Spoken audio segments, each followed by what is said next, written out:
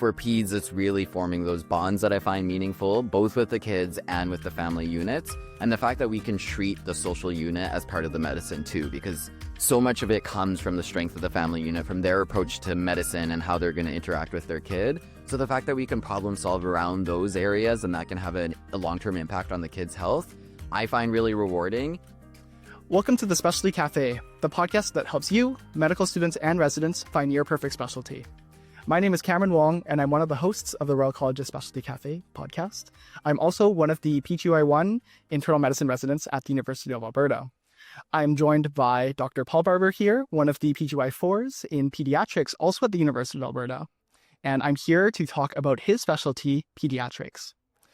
We are recording this episode from the International Conference on Residency Education in Quebec City, where Dr. Paul Barber has also won an esteemed leadership award, the Kristen Sieverts Leadership Award. And I also like to highlight that during this episode. But without further ado, I'd like to introduce Paul Barber. And let's get this episode on the road. Awesome. Very excited to be here. Thanks for having me.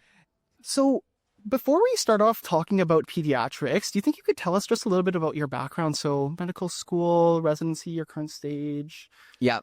So I think before I went into pediatrics and med school, I knew I wanted to do something that was like very social. I got to work with patients. So I went through medical school at the University of Alberta, but I had this strong area where it's like, I want to do advocacy. I want to do leadership projects as well. I want to learn how to like speak finance so I can actually talk to the people that make the changes in the hospital. So I put my med school on hold for a year and actually did an MBA for a year. Wow. To explore what that like leadership journey would be like. And then I went back to med school for my clinical years. I did that for 2 more years and then was very lucky where the PEDS program at U of A was excellent. So I decided to stay there for residency. And now I've been there for 4 years, almost finished my residency. Excellent. Well, congratulations on almost being done. Yeah, thank you. And I've seen it now a few times where people who are at the U of A like med program do a combined MD/MBA. And it sounds like it's a unique thing through U of A. I don't hear that at a lot of other schools. I think it's the only program in Canada that really does it. I think I've seen it at McGill, but I don't think they have as many people that do it there. So it is really nice. And for me, it was a bit like I always was someone who wanted to diversify a bit more and have a range of experiences. So just being in med school was a little difficult. Yeah. So it was a nice reprieve to be like, I'm doing something totally new, something very outside of my comfort zone again. And to have that be not a break in that the amount of workload, but a break just in terms of how I was thinking, how I was approaching problems for a year. Yeah, excellence. And I understand you had a backup career in mind if you were not to be a doctor. Is that right? Yes.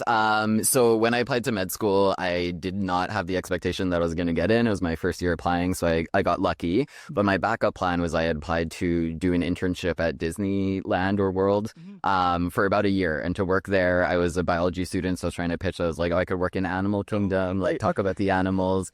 And I got accepted to that, and I was like, this is actually very enticing. And then when I got accepted to med school, I had to choose the med school. But for a while, I was like, was that the right decision? Should I just have worked at Disney for a while? Well, it does sound like a lot of fun to work at Disney World, so Disneyland. Yeah. Well, very good. And also, before we get into the meat of pediatrics, I wanted to start with a few icebreaker questions for that you might have ideas on as an almost full pediatrician. But maybe I'll start off by asking, what is your favorite age range of children to work through with? Is it neonates, toddlers, school-age children, adolescents? Yeah, I think I have like the by math term bimodal distribution or whatever, where I really like the like 2 to 4 age range. Like they come in, they're often like quite grumpy if they're sick, but then they're so happy when they're feeling well and so playful. So that's really rewarding. And then I love the social complexities of working with teenagers, the whole like identity formation stage of life I find really rewarding. So I'd say like it goes up and then down for a bit and then up at the tail end of what I deal with in peds. I remember when I did my pediatrics rotation at Queen's, like there's some teenagers who are just like so beyond their years. They would tell you something and I'd be like, you're 14. How are you? Yeah. Or even just a new way to frame things and hearing like a different upbringing frame it. I'm always like, oh, this is like a cool way to look at this problem. And yes, sometimes we don't fully understand where they're coming from, but I feel like I'm still learning in terms of like how they view the world and the way they phrase their issues. No, exactly. Yeah. And what would you say is your favorite developmental milestone? Yeah. Yeah, the table that we had to memorize many times when I was studying for Royal College. I don't know if it's my memory trick that I like for it or the developmental milestone, but the fact that around 3 years of age that they speak 3 words in a row, because the way I remember it is I always just imagine a cute little 3-year-old and they're going, I am 3. And you're like, hey, that's how I remember how many words they could put together at that age. That's a good mnemonic. Yeah. I think we were taught like gotta find strong coffee Yes, spoon or yeah. something for the different ones. Yeah. And what is your favorite medication to prescribe? I'm biased because I want the kids to like me, so it probably would be amoxicillin. The ID doctors might be like, that's bad stewardship if you're just giving it to everyone. But it's banana flavored usually. It's very well liked. So I don't think we do this as much anymore. We used to like taste test medication so we know what we were prescribing. So I haven't tried it, but it has the highest reviews on Yelp from what I've seen. So Like actually, yeah. no, not at all. Like just theoretical Yelp, but from patients, they're like, Pediatric this one's Yelp. manageable. Yeah, the lack of crying when they take it. This is very, very different from adult medicine. We don't really ever consider like flavors for medication because we just assume that the adult patients will take it. Yeah. Yeah. Yeah, and that's part of the fun where you're like, some of your quote unquote failed treatment plans are just like the patient didn't want to take it and you can't really like force them to at that age, but you also can't reason with them. So we have found creative ways to be like, can we mix this medication in chocolate or in gummies or like put it with like a yogurt that they like just to get them to take this medication that they really need. Yeah, exactly. So let's zoom out here and answer a very a fundamental question. How would you describe pediatrics to someone who doesn't know what the field is? I feel like if you didn't know what the field is, I would start by saying it's playful, it's fun, but it's also always a puzzle because I think you have to be able to get a lot of information that may not directly come from the patient. Like as it gets older, that gets a bit easier, but so much of our information is coming a bit from observation, is coming from nuance in terms of how the child moves because they change so much over their ages. So we have to really get that gut feeling of how we assess the patient. But for me, also the part that it is fun and playful is really important because I feel like that's something that I find really meaningful in work is that you can insert that humor, insert a bit of that light for people who are going through a really difficult time and make it more memorable or at least a bit like less uncomfortable for them. So I feel like that is a core part of PEDS is we do want that experience to be as positive as it can be for like being in the hospital or having a tough experience for the kid. And I do think a lot of us get that reward out of trying to make that experience a bit more fun, a bit more magical. I think I've heard it kind of quoted before that, experiences matter more to children because they just make up a greater relative percentage of their life. And so like a bad hospital stay could be like the end of the world for a child, depending on how young they are. Yeah, if you want to get very like scientific, I don't know the data, but I imagine if a child has a bad hospital stay for their first time, that could lead to a lot of health anxiety, like for the rest of their life. Yeah. So the potential outcomes of that one bad visit could be pretty significant. But on the other hand, if you get them very familiar with like coming into primary care at a young age, it's a fun experience. They like to see their pediatrician. That could have a lot of good outcomes down the road for how they see their health. Do they take care of their health like when they're a college student or when they're in jobs, which I was really bad at. So it's like, yes, like these are important things that I don't think we really measure, but probably make a big difference in terms of how people view their own health as they age. Exactly. And to try and define pediatrics as a field is a bit difficult. Like, would I be right in trying to define it as just all care for any patient from 0 to 18, essentially? Yes, I think basically as soon as they're like 0.001 seconds born, like we take care of them. And then depending on the province, like 18 or a little bit older, like then we're supposed to stop taking care of them. But the idea is it's all that parts of care. So in residency, we do a lot of general pediatrics, but we also have about 50% of us probably specialize into different subspecialties. So people will take care of more specific issues related to like rheumatology, GI, a lot of different areas. So the pediatric residency and care encompasses all of that. So you can subspecialize, not necessarily into like a pediatric surgical field. It still has to be medical when you do the pediatric residency. But then we work very closely with our like pediatric surgical colleagues, and it is very encapsulating. And I think that's one of the things that I really liked with PEDS where I felt like we were really good at taking an issue, being like, what is the base, like social things that are determining this? How is the family unit being impacted by this? And what can we do with that information that we have, rather than, I found it difficult sometimes if we would just take a look at one problem and we were like, there's probably these other things boiling up underneath that we're kind of ignoring because we don't have the time to deal with it, versus for peds, you're like, hey, this is so early in their life, like we do have the time to deal with it, so let's explore that. Let's see how we can actually make a difference early. Very like in a form of it, like ultimate preventative medicine. Yes. Yeah. Yeah, or very early on in life. Yeah, hopefully. Yes. And this is a 4-year residency, is that right? Yes. It used to be 3 years, I think about half a decade ago or so. And then they added a mandatory 4th year. So for the people who do subspecialize, they still have to also do the 4 years and then the 2 years of subspecialty. But for people like me who are going to be doing general pediatrics, we do the 4 years and then we go on. And then each program has a different way in terms of how they do that 4th year. So for me, it's really practice in terms of how do I transition into being a staff transition to practice. So I've actually really enjoyed my 4th year. At first I was like, oh, I have to do a whole nother year. But it's been great so far because it is all about how do I get like the cognitive models to be a staff physician? How do I get ready to really be independent? Because you feel pretty independent as a resident, but you still have that support. And I think it's a whole new problem set to learn in terms of like being the most responsible physician. You are the end of the line. You are legally there, and learning, having a transition year to adapt to that, I'm very grateful for now. And I just finished an episode with Dr. Justin Boyle. He is a very fresh GIM attending in Toronto, and he was talking about the challenges that he's been facing being a new staff, and that cognitive shift that you're talking about. Yeah. Where you go from being a senior resident and still having like a lot of independence, but going to being an attending, and then, whoa, like you're the MRP. Yeah. Say. Yeah, I know. And I'm not quite there. So I'm like, I feel the transition will be difficult. And I think that's part of the excitement, is like the transitions are when you're going to grow the most as well. So I am excited for that. But I do think each of the transitions, like we do have to be very intentional about how we prepare for that. Yeah. So having a year where I'm not studying for an exam, where I can just focus on like, this is what I need to do to be ready to be an independent doctor, I think is much better than just being kind of like launched off the diving board and having to figure it out on the way down. No, exactly. Yeah.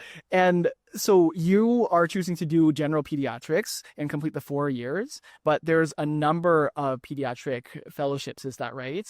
Yeah, there's a lot of the medical specialty fellowships that are more well known. So like pulmonary room, any of the systems that you're dealing with, allergy, immunology, development for pediatrics. And then there's also a lot of new emerging areas. So adolescent medicine is becoming a more common fellowship. And there's a lot of fellowships that are being designed for very specific interests. So there's some for like social pediatrics, or some for building better mental health care. The Stollery where I'm at in Edmonton, you can design your own fellowship. So they give you funding, and for a year you can choose what area you want to focus on, whether that's like education or international healthcare, or you could basically choose anything. So it's a year where you can specialize in basically what you want, but get the support to do that. So I think there's a lot of creative fellowships out there for people who want more training. But I also think PEDS is in a good place where you're not expected to have like multiple fellowships just to get a job. Yeah, it's not the norm by any means that you must do a fellowship. I think there's still a lot of freedom to choose what's good for you and your path, and you can find jobs like without doing fellowships still in like major academic centers. Some, it may be easier to get hired, but you can still choose your own adventure, which I think is the perfect place to be, where like people have the flexibility to meet their own needs rather than meet needs for a resume. Yes. Yeah, that makes sense. Okay. Yeah. Well, great to hear about like your path to where you are now as a PGY4, and then kind of the general path for how someone would become a pediatrician, or if they want to become a pediatric medicine subspecialist as well. Yeah. I want to get more into the day-to-day life of that you have. And so could you describe like what's that looks like kind of like on a weekly basis? Are you in the hospital? Are you in the clinic? What kinds of activities are you doing? Yeah, so I'd say most of pediatrics residency, we're going to be in the hospital at service space. Right now in my 4th year, I'm much more clinic space, which is nice. So when you're service space, more in the hospital, you get there pretty early, you get handover and you're running the list with your team, and then you prepare to see all the patients and have your plans before the staff shows up. The staff is often there like charting in the background, but before the staff shows up, you're there creating your plans, getting ready for the morning rounds where we're going to be presenting all the plans, doing the assessments. We typically round for the morning, and then that can go a little bit into the afternoon. And then the afternoon is all about following through on those plans, making sure the patient care continues to go. And then you wrap up sometime around like 5 to 6 o'clock, depending how busy the day is, and you continue doing that. So that's a service basis. It has call very similar to the way like other call is structured. And then clinic is very typically like a 9 to 5, and then you can specialize in different areas. So if you're like, I really want to spend a week learning more about pediatric urology, you can decide to like focus on that. But the structure is a lot of like, you go in, you do your assessment with the patient on your own, and you present your case, and then you go back in with the staff to address anything you maybe didn't address or learn from how they counseled the patient. Yeah. Thank you for the detailed explanation. Yes. It's like, very, very helpful. And I mean, you talking about it, it does sound very similar to like an internal medicine workflow. Yeah. Internal medicine being like pediatrics, but just for adults. And I guess I'd be fair to say and just parrot what I've been told before, that's children are not small adults by any means. I almost contentiously, I'm like, I think they kind of are. Like, I'm early in my training, but I always find it funny when people are like, I don't know what to do with this kid that has like a presentation that an adult also has. And I'm like, unless they're like brand fresh out of the womb, like they're pretty similar in terms of some of their stuff. Like, yeah, sometimes different physiology, but I think we have a barrier in our head sometimes because we're like, it's a kid. I don't know what to do because it's a kid. Yes. And it takes a bit to get over that cognitive barrier, but I think a lot of the approaches are still the same. I certainly still have that mindset of being a little scared of, well, I don't treat kids in my residency in internal medicine, but if I was to, I don't know what I would do. But I mean, I say that, and like whenever I see an adult again for the first time in months, I'm like, I don't know what to do with you at all. Like, I keep being like, do you want me to feel your tummy? And they're like, this 40-year-old man's like, no, I'm good. Yeah. No. And what are some of your favorite aspects of your job that's like keep you going as a pediatrics resident? Yeah. So I think for me, like I said earlier, one of the most rewarding things is finding ways to like inject fun and connection into my life. Like that's a big guiding principle in terms of just how I live my life.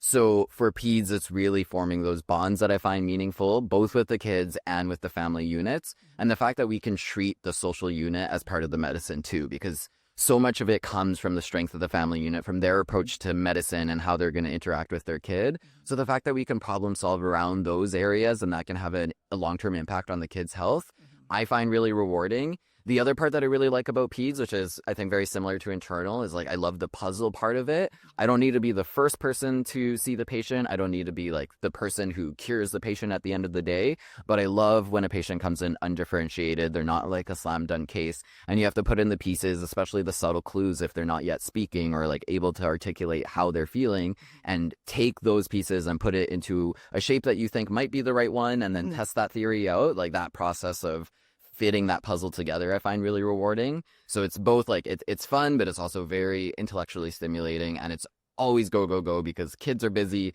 the wards are busy, there's a lot of energy usually. A lot of the people in peds tend to be like a little more energetic. So it's fun, it's intriguing, it's very rewarding. And if you have the chance to see a patient who's undifferentiated and come up with your initial assessment, but then maybe you have the chance to follow with them like longitudinally in your clinic, like sometimes, I'm sure that's also really rewarding to like I think that would be like one of my dreams, is to be able to do some of the acute care side, but then also follow up with people long term so you can see those outcomes, see how they change, and build those relationships over time, because I think those relationships are probably going to be some of the most rewarding things I would imagine. Like we don't do much in residency where you get to see like the same people over and over, but I think when I was first applying to med school, that's what I was like, this is what I want, is those longitudinal relationships. I think that's what's rewarding. Yeah. And on the flip side, what would you say are some of the more like frustrating things with pediatrics? Yeah, excellent question, because I tell learners like you should explore what parts of the job suck the most. Like I would ask my staff and be like, what part of the job do you hate? Which is somewhat crazy to ask as a med student, but like those are the parts that are going to drain you. That's the part that's going to burn you out a bit more. So for me, and many people, I think they're not a huge fans of paperwork. Peds does have a bit more paperwork because if you're getting government funding for people or tax disability credit, like that takes applications to the government. If they're like, oh, you did this slightly differently, then you might have to repeat that application. So I think the paperwork can be difficult. I think a lot of people find struggle in dealing with the family unit sometimes, where if parents can be hard to find a common ground with, depending on what emotional state they're in and where they're coming from. For me, I think it's both challenging, but that's one of the things I find most rewarding that I actually really like, where it's like it is in itself a puzzle. It's more of a social puzzle of like, how can I get us all on the same page, make sure we realize we're on the same team. We just want what's best for the child and get them to bring their walls down where like they're coming in, they're kind of having their guard up, they're ready to defend. And no, like we do have the same path that we want to walk. So if we can bring those walls down, then we can show that we're actually working towards the same outcome, but we may just have slightly different initial approaches. No, exactly. Yeah. It's not so common. I hear that as like something that's, is a common frustration. It is a common frustration, I would say, for people to not play into the social elements of medicine so far, but you play into it for sure. And I think like from an internal medicine perspective, general internal medicine does have a lot of social aspects that play into people's care, but I also tend to like enjoy that as well, because like if you have a patient who is only cared for by like 15 different teams of specialists, sometimes it's difficult to realize that, okay, there's a bigger picture going on here. A lot of it's underlined by something that's social, but like if like you dedicate enough time to it and you work with a family and like their the patient and their family, then you can solve it a lot more efficiently. And you might not have done that too. And that's really keen that you're like recognizing that in PGY1, because I think so much of what might be the draining or difficult stuff in medicine is the social stuff, which is not what we're trained in as much. Like the medical things, I think, are what we went into medicine for. It feels a bit more natural to us. And I think we're taught a lot more about an approach to like, how do you address this problem? But we're not taught about like, how do you deal with different specialties having different opinions on how to address this problem? Or how do you deal with getting people in the family, whether younger or older, to want to do the treatment plan that you want to do? So I think those are the parts that actually end up leading to burnout. And we don't get as much training on that, but is really what like determines so much of your day-to-day work and how rewarding it is. No, exactly. Yeah. I want to switch gears a little bit. You kind of suddenly reminded me of like, like just talking about not being taught the social aspect of medicine as much as we are taught like approaches, frameworks for like approach to hyperkalemia or approach to like respiratory distress in a child. And you reminded me that you recently won this award, the Kristen Sieverts Leadership Award. I'm guessing that you're still kind of actively involved in resident leadership initiatives. Is that right? Yeah, I'm winding down because I only have like 9 months left. So I want to make sure there's good like turnover and handover and they're ready to continue on. But yeah, still a passion of mine. Still love like education work, building healthier work environments so that people can really flourish and feel comfortable failing forward and making mistakes. Like I think that's going to be a lifelong passion. What kinds of initiatives have you gotten involved in that have let you do that? Yeah, so I think a lot of the work is like not necessarily like the sexy work, like is working with policy, because that's going to really impact people's wellness. So finding ways that we have more accepting like accommodations, or that we can actually remediate learners in a supportive way where they're not constantly afraid of punishment down the road. So I think that's a big part of building a healthier work environment, is the policy. And then the part that I really like is the culture piece of like, what can we do as humans who think in very different ways to come together and build a culture in the organization that supports people at varying different levels. So some of my favorite initiatives that I did is in med school, I helped launch one of Canada's first like med student peer support programs, which was really cool. Like a lot of people were like, this will never work because the liability, the concerns legally. And I was a bit stubborn and I was like, we're going to find a way to work. And it took a year of like research and talking to lawyers and everything, but we found a way that we could have peer support be part of med school so that students can feel comfortable talking to people who would understand their experiences, but the program would also feel comfortable that it wasn't going beyond the scope of that practice. So I think that was one of my favorite ones. Other areas that I've really liked is just finding ways, like I said, to inject fun back into medical education. So I'd run initiatives that I'd call like secret friend initiatives, where people would have a target, much like the assassin game, but they were supposed to secretly do nice things for them. And that the goal was that person could never find out that it was you who was doing it. So we had staff that were like planting things in like faculty office, or like trying to get other people to like bring baskets that were like hidden so no one would know who did it. And I think it's those type of things are really a fun way to shift the culture a bit, be more human again, and like foster that connection for all of us. That's wonderful. That's really wonderful. For the mentorship program that you founded, I'm surprised that there was so much red tape around issue like the concept of just letting people meet and talk. But yeah, I think it feels very natural on paper, but it's sometimes in medicine, we always want like our data. We want to make sure things are evidence-based first. So it makes it a bit harder for us to be innovative. So I think when we have new ideas, we're used to using our medical brains that's like a bit more cautious about that idea. Like, is that what we want? Yeah. But sometimes I think we need to tap into our creative brains as well and say, okay, what can we do in the short term to actually get a solution for that so that we're not just waiting for like years of data. And I think this is stuff that's a bit separate from patient outcomes. So we're not like impacting the patients by being a bit more experimental, but it will help the patients if we are able to support each other better as well. Mm-hmm. And in terms of where you see your career going, now that you're almost a staff pediatrician, do you see yourselves getting in like involved in like any sorts of like initiatives like when you're a staff? I think the honest and vulnerable answer is like, I don't know yet, which is a little scary. Like, I'm setting sail on a ship and I don't know what dock I'm going to. But I think the way I'm trying to decide what I want to do is similar to how I chose a specialty, where I'm trying to build a framework that lets me see like what is rewarding in my life. So one of the things that I did is like I create a series of tables and it has like 4 rows, basically numbers like 1 to 4. And then on one column is things that what do I think I'm good at? So 1 is like, I'm the best at this. This is a skill that I really have. This is something I can have an impact with. And then and then 4 on that side would be like, I'm not very good at this. This is not where my talents lie. And then the second column, again, on a 1 to 4 is more like, what do I find most rewarding? So I really like having like one-on-one interactions, having deep conversations with people. So I know that's high up on my 1. On my 4, I don't necessarily like having to be in meetings really long and having these discussions that don't seem as practical, where we're not getting tangible things. So that's going to be lower down on my scale. And by mapping out like all the things that I think I might do in my career, each task, and be as specific as I can, like committee work, doing advocacy work, like doing speeches, doing interviews, anything like that, and putting them into each of these rows, I'm hoping that it'll give me more of a framework when I look at a job to be like, does this fit the mold as something that I actually want to do? Because I will both be able to have an impact in it, but also be able to have a sense of like, this is rewarding for me. A majority of the work that I'm doing in that job will be motivational and inspirational for me to do. Yeah, this is very organized. Did you learn this approach somewhere, or? No, I mean, we didn't really, I think I fine-tuned it a bit during my MBA and just by being very introspective of like, how do I want to choose what I want to do? And I tried it out a little bit during residency or med school to decide on a residency, but it wasn't as organized as that. But it's a similar idea, like what type of clinical work do I like doing? So if I really like the idea of doing the first encounter with the patient, like maybe that might be high up on the rewarding part. Or if I really want to be the person that like gives that cure. So being as specific as possible. So it's not just like, I like differentials, but what part of the differential? Like the really early differential, the ones where you can't solve in a week and are a bit more puzzling, or the ones where you're giving more the teaching behind the differential and like, what are the possible outcomes? What are we going to do for each of them?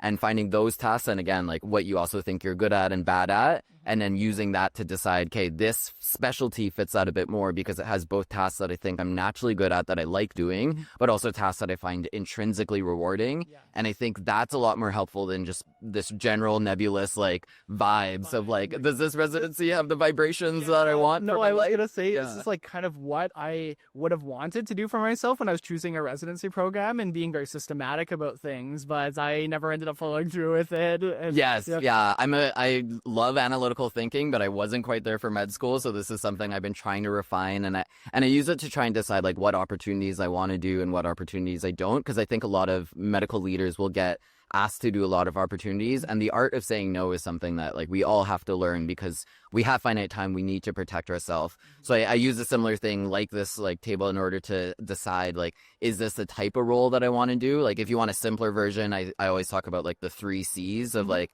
is this role good for your career? Is this role compensated well so you're going to be paid well for it? Or is this role is it like captivating to you? Is it something that will get you inspired, get you up in the morning? And to decide if you want to do a role or not, it should hit like 2 of those 3 at the very least. So if it's good for your career and if it pays well, like then go for it. But if it's only paying well, but it's not something you want to do, it's not good for your career, don't do it. I think a lot of us get pressured into things just because it's good for our career, right? Like someone's like, this will look good on your resume, but that's only one of the 3. And as much as we're not used to saying our time is valuable, like your time is still worth money. It's still worth part of your health. So you should get some compensation, or it should be just really intrinsically rewarding for you and not just be good for your career. Yeah, wow. That's very, very solid career advice. That wasn't, oh my gosh. We weren't aiming to cover that at all, but like extremely valuable pearl.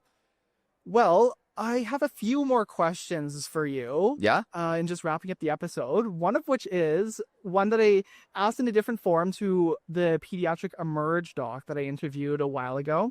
But it's kind of the question of having cared for many, many children and now knowing as much about pediatrics as you do. What are some no-nos for taking care of children? Yeah. So I say this, take it with like a shovel full of salt, because I don't have kids, so I don't know what I'm talking about. But I love the idea that we're recently talking about like healthy risk and risk that like lets people actually learn how to do problem solving. So I think the no-no is almost like trying to bulldoze all the problems down for your children and not let them learn the coping skills on their own. So I just finished my Royal College, and one of the CPS, Canadian Pediatric Society, statements we had to read was on playgrounds. And it was basically like, let them play on playgrounds and let them jump off in a slightly dangerous way and learn the problem solving around like what works, what doesn't work, how can I address a problem? Because if we come and try and solve all their problems for them, like they're not going to have that empowerment to do that in the future. So I think for me, my no-no that I've been thinking about a lot is being like overly protective, like bulldozing all those problems for them and like letting people build their own critical thinking skills. And like, not to say like infantilizing learners, but I think it's the same for learners. Like you have to like let students address the problems, encounter the problems, explore how they would go to their solution and not just swoop in, because if you swoop in and solve it all the time, like they're not going to learn, they're not going to get that independence. So it's easy for us sometimes to be like, I could solve this easier, but the whole point of teaching is to let them build those skills. I talked with Dr. Adam Shalevsky, one of the emerge docs at Queen's, and also one of the hosts of the Royal College's Key Lime Plus podcast. I think one of his answers to my question of like, what advice would you give to medical students? His answer was, it's okay to say yes. In fact, and it's okay to say yes when you're in like maybe just slightly uncomfortable, because that's where like the real learning happens. And like that's sometimes like when it's really important to kind of be just slightly out of your comfort zone. Like you mentioned, like if you're a child and there's a question of whether or not you can jump off a playground in a slightly dangerous way. Well, you heard it from the CPS. Yeah, and that's something we've like talked about this conference of like there is a healthy amount of struggle, and I do think sometimes we shy away from being uncomfortable, but it's like one of the best things you can do in your life. Like to me, if I'm afraid of something, that's a sign that like that's where I need to go in order to grow. So like I want to chase that. So when you guys first contacted me and were like, do you want to do this podcast? I was like, oh my God, interview? Like I don't know if I'm ready for that. But I immediately was like, I have to say yes to this, because my first response was fear. Wow. So it's the same where like if you are uncomfortable with the situation, that's a signal, like that's the area where you need to progress. That's how you can grow as a person, be better as a doctor. So I think we want to be uncomfortable, but we want to be supported in that discomfort so that we can manage through those growing pains. But the pains are there so that you can grow. Well, that's an excellent heuristic and excellent attitude as well. For sure. Well, the last question that I'd like to ask you, and is one that I always ask to all my guests on these episodes, is what piece of advice would you have for junior learners, medical students and residents as well, who are starting off their journey into healthcare? So I think medicine will teach you the medical skills. And I think we tend to get very hyper-focused. Like when I first came in, I had no anatomy training. And I was like, I need to learn all the Latin terms for everything in the body or I will be screwed. The medical knowledge will come. I think we need to reflect more on the like critical thinking skills and the personal skills that will get you through. So one of the things I wish I did earlier is pay a bit more attention to my seniors and staff in terms of how they interact with patients in a difficult situation, or how they teach, or how they deal with a struggling learner. Because I think, again, it's like we said, those people skills, like that's the parts that's going to be difficult down the road. And then we also talk a lot about like, how do you emotionally react to a situation? So every doctor is going to encounter medical error. They're going to have a time where they don't know what to do. So I think we need to explore more, like, what is your emotional reaction? Like for me, my anxiety, like I feel it in my chest. So when I feel it, I sit there and I say like, yes, I'm feeling anxious right now. I give thanks to that for recognizing like, okay, that's where my brain is going. I take a breath and then I'm able to handle it. And that lets me deal a lot better with like code situations or stressful situations, because I'm not just boiling my emotions down. But that was a skill that took practice and a lot of intentional thought. It wasn't something that just came from repetition. So I feel like early on, spend a bit more time thinking about like how you think, how you learn, how you respond to stressful situations, and just choose one thing. You don't have to make a big change, but choose one thing, focus on it for a few months, that when you're in those situations, you're practicing just taking one breath or just doing this one thing. And then after a few months, you can change that to the next step so that you evolve your approach over time. These are very meta concepts. It's kind of like the superimposed framework over like, yes, this is how you approach like learning. This is how you approach teaching. But like you're as you talked about, like what is your current approach to when teaching doesn't go well, or like when a family situation doesn't go well. And so, yeah, very important skills. Yeah. And I think similar, like we talk a lot about like fixed mindset, growth mindset. But that's almost a false binary, right? Like in the growth mindset itself, you have to view it as a spectrum. So I think everyone can build more of a growth mindset, no matter how growth oriented you think you are. So even just asking yourself, like, how can I make sure that I have that much mindset as much as possible so that I can respond to both feedback, tough situations, patients being upset at me, any of those with that growth mindset. I think that's going to help you for your wellness, for your career outcomes, but it's also just going to make the work, I think, a lot more meaningful because you can take a step back. You don't take everything personally. You're like, hey, what can I learn from to adjust this, and how can I make the most of that situation? No, absolutely. Wow. Very sage advice. Thank you very much, Paul. Very philosophical. Apologize. Yeah. I love the philosophy. So what did we talk about in this podcast? We talked about pediatrics for sure. We talked about Disney. We talked about your excellent advice for approaching, trying to find like a residency program that fits you, or like a staff job that fits you. We talked about like being growth mindset oriented. We talked about the importance of like paying attention to social factors in the care of children. So much is like, there's a lot in this episode. It's wonderful. Thank you very much for the chance to talk, Paul. I very much enjoyed this episode, and I hope everyone who's listening enjoyed this episode as well. But yeah, I think you've given pediatrics a very excellent light. Thank you. Yeah. And thank you for having me. It was absolute joy to chat, and happy that people are exploring this area, thinking a bit more about like, how do we choose what career is meaningful? So the work you guys do, I'm very appreciative of. Of course. Well, yes, thank you again for joining in to this episode of the Specialty Café podcast. If you are a resident listening to this podcast, probably a pediatric subspecialty resident, make sure to join as a residence affiliate, because it is free and there's lots of benefits. But thank you very much again. This is Cameron Wong with the Specialty Café podcast, and we'll see you the next time.